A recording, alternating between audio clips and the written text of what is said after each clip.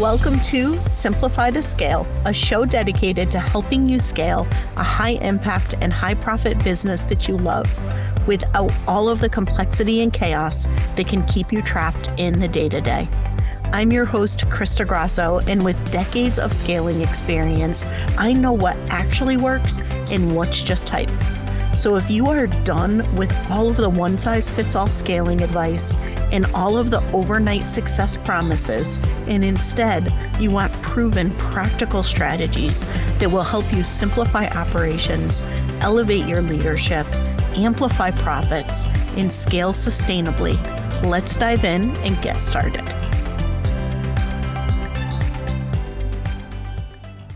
Hello, and welcome to another episode of the Simplify to Scale show. Today, I want to be sharing with you something about what to consider as you're setting your vision for next year and how to help you make some of the key and really important decisions that you need to be thinking about right now in Q4 as you are trying to prepare yourself for the successful start of the year. So I was having a conversation with a client yesterday, and that really was the catalyst for this episode, where she was looking at her team and trying to make a decision about whether or not she should keep one of the people on her team. They've consistently been making the same repeated mistakes over and over again. It's taking her much more time than she anticipated when she hired them. She hired them for a particular skill set, and while there's a lot of what they do that's really good, there's a lot of what they do that requires way more focus and attention from her, and it's creating a big distraction. And this is something I see quite often as we bring in new team members. There's that initial learning period where you are working more closely with them and helping them truly understand how to do the role within the context of your business. But eventually, and hopefully rather quickly, you should be able to transition to them getting it, to them understanding it, and them being able to carry things forward without it being so time intensive for you. And she's finding that the longer time goes on, that's not really happening. She's not able to step away. So I had shared a couple things with her that I want to share with you in today's episode. And just to give a little context, I'm at this really interesting period in my own life and business right now where I am making a lot of really massive shifts and massive changes. If you listen to some of my prior episodes, you probably know that I lost my dad this year, back in May. And that has been a really fundamental shift as someone who has been such an important part of my life since the day I was born, before I was born, really. Otherwise, I wouldn't be here. But that being said, he was truly my best friend in the world. And so that has been a lot to adjust to. A lot of things, even in my day-to-day, that are distinctly different that I wasn't even necessarily thinking of, that I'm now seeing things through a different lens. And as often happens when we experience a period of loss, a big transition, something that's very disruptive to the way that we think, the way that we move about our day, the way that we look towards the future.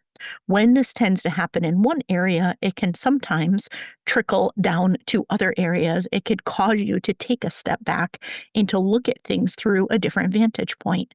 And for me, what that's translated to is making some other really big fundamental shifts in my life, like moving out of the house that I've been in for 20 years. Ending the relationship I've been in for almost 24 years. And so this is very much a period of reinvention, a period of rebirth, a period of looking forward to what my next, it's not even a chapter, it's like a whole darn book, what the next book looks like and where I want to go and what I truly want as I look to the future. And this, of course, is very life-focused in a lot of ways, but that has impact on business. As a founder-led business, typically things that are impacting the founder, whether that's you, whether that's a founder you're partnering with, those have an impact on the business. And certainly, it's shifting the way I'm thinking about things. It's shifting the lens in which I'm looking at everything. And as I've been thinking forward to next year, as I've been doing my own visioning, as I've been looking to the goals and the things that I want to achieve, the experiences that I want to have, the type of environment I want, the rich relationships and team around me that I want, where I want to put my time and who I want to spend that time with. When I've been looking at all of these things, one of the things that jumped out at me, and this is something I want you to think about. I want you to do the same sort of thinking pattern that I'm about to walk you through here is when I looked at the vision, when I looked at next year, when I looked beyond next year, I started to realize I was going into it feeling already defeated. When I looked at some of the support around me, when I looked at some of the circle around me, when I looked at some of the things that are currently a reality in my existence, I realized that I wasn't going into this new space, this new year, this new book with the sort of possibility and excitement and really just motivation that I've had in the past. And because of that, it caused me to look really hard at what's making me feel that way? What's making me feel defeated before I even move forward? And if you really think about your goals, even for this quarter, forget about next year for a moment. When you think about what you still want to achieve before the end of this year, how do you feel about it? Do you look at it and say, yeah, it's really just not possible? And you're sticking to it because it was something you said you wanted in the past, but realistically, you don't actually feel like it's something that either you can achieve or that you even really want. It's just something that at one point in time you said you were going to do or you feel like you should do. And so, therefore, it's something that you're carrying forward, but you kind of have this underlying feeling of defeat or misalignment or something where it's really not something you have confidence you're going to achieve. And you may not even fully want to achieve it. Right. And so, when we are in that place, when we have that feeling, that is a red flag that we need to look deeper. And I realized as I look to next year and I look at things that should be really inspiring and they should be, motivating me to move forward. And all of a sudden, I'm already thinking, that's never going to work. That's not going to happen. That's not. And I am a very positive person. I always see the silver lining in everything. So the fact that I was having even this like undercurrent of those feelings made me pause and look and say, why do I feel that way? What's making me feel that way? If I were to change something, what would I need to change that would lift that feeling and put me back in that place of possibility, back in that place of excitement and can't wait to get started and so excited to see where this is going? In those feelings that I've frequently associated with a new year. Like, what about this new year was making me feel that heaviness and that just feeling like it wasn't going to happen? And I realized there's some changes that I need to make, even beyond all the changes that I just walked you through, which are pretty significant ones. And so it was that recognition, it was that reflection that is enabling me to make that next level of change that I believe is going to be the catalyst for what will be probably the most successful year I've ever had in business, even as I have so much to figure out about what comes next. So here's a few things that you can be doing to reflect on. So first of all, this is the time when you should absolutely be thinking ahead to next year. If you've not already started thinking about your vision, if you've not already started to put in place the things you need to be doing now to enable the start of the year, or even to be putting your broader plans in place so everyone has clarity on what next year looks like, this is the time to be doing that. So start with vision, start with getting clear in that more possibility space, that more dream space about what you want, long before you get into the detail of the planning. There's different planning cycles in business. And right now, if you don't already have it, you want to be doing what I call visionary planning. And visionary planning is where you are literally looking forward to the vision. You are thinking about your rich, fulfilled life. You are thinking about what you want, both for the business and for yourself, as you look forward to next year. That's going to come before any sort of strategic planning that you're doing as you look into the business, as you're going to start to break things down into your 90-day cycles. So this is a really, really great time to be doing that visionary planning. This is the period that I have found myself in, and it's that pivot point between the vision in the strategic planning where I all of a sudden had these realizations that I don't think we're actually going to be able to get there with what I currently have in place today. And here's the specific changes that I need to make that would make that feel more possible. So as you do the same, start with your visionary planning, start with getting really clear on what you want.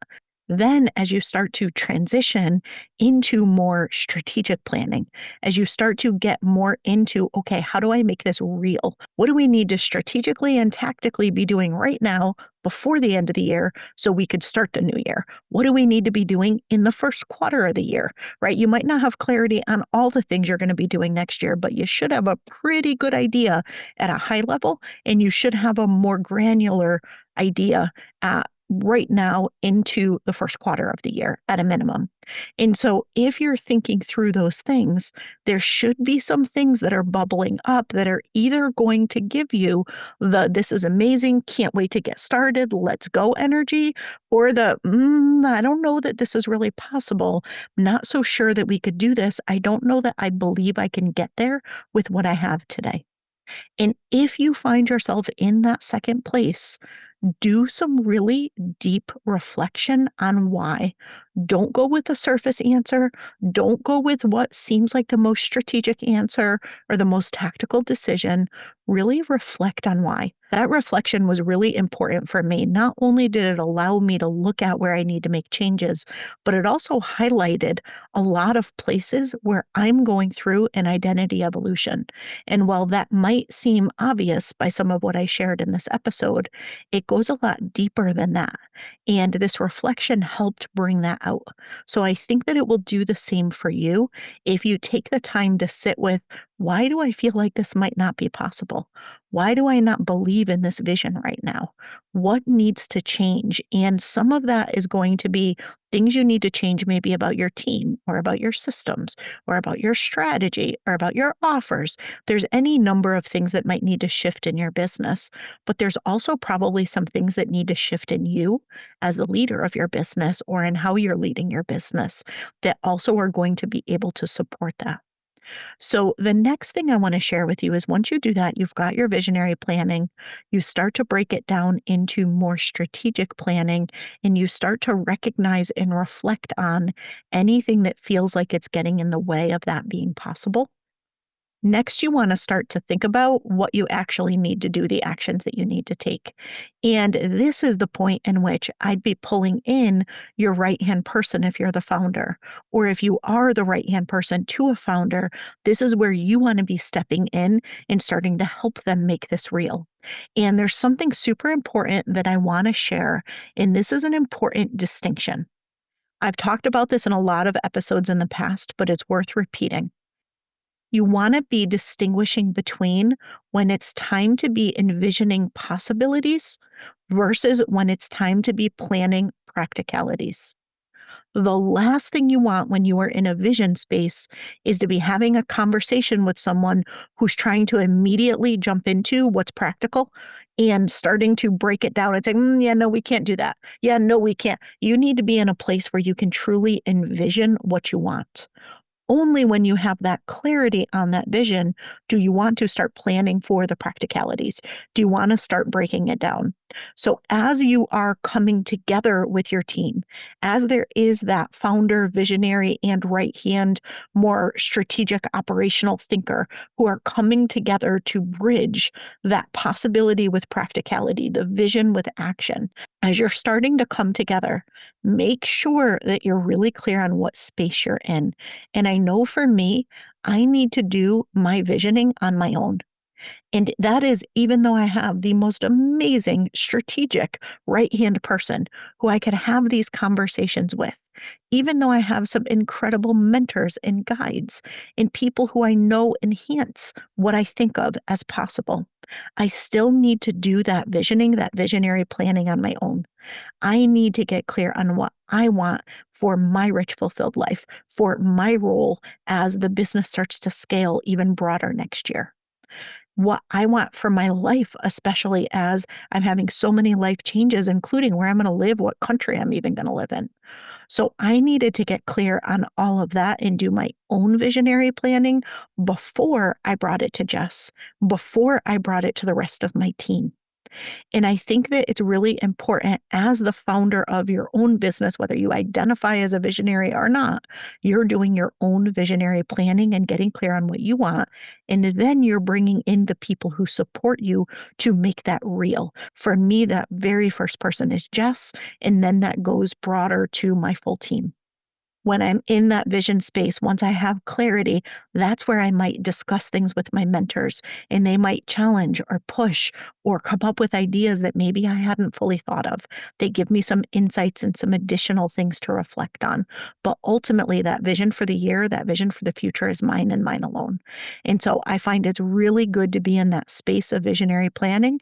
And as you're sharing that vision with the team, sometimes you still want to stay in that place of vision and possibility. You don't always want to move immediately into planning and practicality. And so, if that's true, make sure that you're communicating that, because your team naturally is going to hear what you say and immediately start thinking about, awesome, how do we make this real?